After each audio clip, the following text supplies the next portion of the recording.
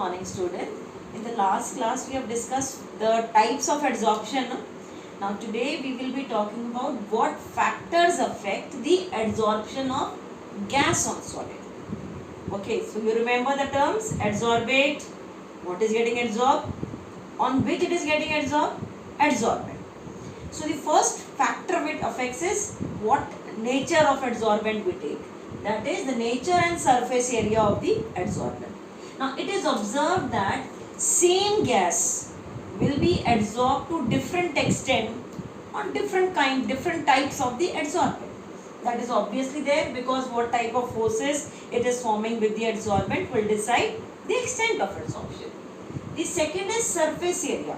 That I think we have already discussed earlier, that more the surface area of the adsorbent, more will be the rate of adsorption. That is why we always prefer powdered adsorbent than the lump of the adsorbent. Okay, that is the first factor. Clear? This is the first one. Second factor we are taking is the nature of gas, which is adsorbate in our case. This is very important. Different gases, they get adsorbed to different extent on the same adsorbent. That means what gas we are selecting will decide what is the rate of adsorption. Now actually here very important criteria is easily liquefiable gases have more rate of adsorption. Why easily liquefiable gases? Remember in states of matter in 11th class we have discussed we can liquefy a gas only when the pressure is high and temperature is low.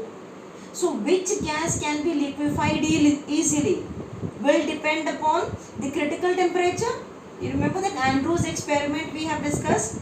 There is a critical temperature. Now how do we define critical temperature? Critical temperature is that temperature above which gases cannot be liquefied no matter how much high pressure is applied. So what do we conclude here is more the critical temperature, more is the ease of liquefaction and hence more will be the rate of adsorption. Okay, more the critical temperature, more the ease of liquefaction and more is the rate of adsorption. That means those gases which can be liquefied easily, they can be brought closer. When they can be brought closer, obviously their rate of adsorption also will be more. So there here you can be asked a question where 3-4 gases are given, whose critical temperatures are given. Which one will arrange them in the increasing order of the extent of adsorption? More the critical temperature, more will be the extent of adsorption. Second factor. Okay. Then third factor. Now third factor is temperature. How temperature will affect the adsorption? It will affect differently to physi and chemi. You remember we have discussed that in physisorption, the adsorbate and adsorbent, they are held by very weak forces. So, and moreover we also discussed that it is exothermic process. Adsorption is exothermic. That means adsorption will be favored at low temperature. So, if we plot a curve between extent of adsorption. Now what is extent of adsorption? We will write here x. We are taking x by m. What is x here? X is amount of adsorbate. X is amount of adsorbate and m is the amount of adsorbent. And what is this x by m called? X by m. This is called as extent of adsorption. This is called as extent of adsorption. So if a graph is plotted for physisorption between x by m and temperature, it is observed when the temperature increases, x by m decreases. It decreases because physisorption is, of course, both are exothermic process. It will be more at lower temperature. Yeah.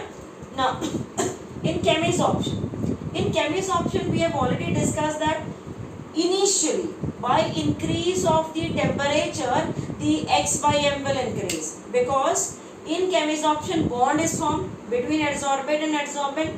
That means both have to be activated. To get activated, the temperature should be more. So till the temperature, till they acquire activation energy, x by m will increase with temperature. So this is that point where the activation energy is acquired by the reactant molecules. That is, what are the reactants for us now? Adsorbate and adsorbent. After that, more the temperature, desorption will occur. That means beyond certain limit, till the bond is formed between adsorbate and adsorbent, till they are activated, X by M increases, after that decreases. Clear? This factor is clear? Now this is showing a variation between X by M and T. Pressure remains constant. So we call these type of graphs as adsorption isobars. Isobar we use for same pressure, constant pressure. Second one, pressure effect. How will the pressure affect the X by M? Again, extent of adsorption and pressure. You remember I told you this is the adsorbent surface. We increase the pressure. When we increase the pressure, number of adsorbates come and get attached to it. So more the pressure, more adsorbate will come and get attached. So it will increase initially. But after that, when the whole surface is covered with the adsorbate, then no more effect of pressure is visible. This becomes constant. This pressure, when it is X by M is remaining constant, is called as saturated pressure. It is called saturated pressure. Beyond that, you go on increasing the pressure, nothing will happen. Is this clear? The same graphs for both physisorption and chemisorption. It is not a difference. Now this is the graph between X by M and pressure remaining, temperature remaining constant. So we call this graph as adsorption isotherm. This is isotherm. Okay. Now at 3 different temperatures, if for chemisorption, see these are X by M and pressure variation is drawn, we will find that, see how do we arrange them? Which one do you think will be more temperature? We say that lower the temperature, more the adsorption, because adsorption is exothermic. So which is greater temperature? T1 is greater, then it is T2, and the least one is T3 here. These are the graphs at different temperatures.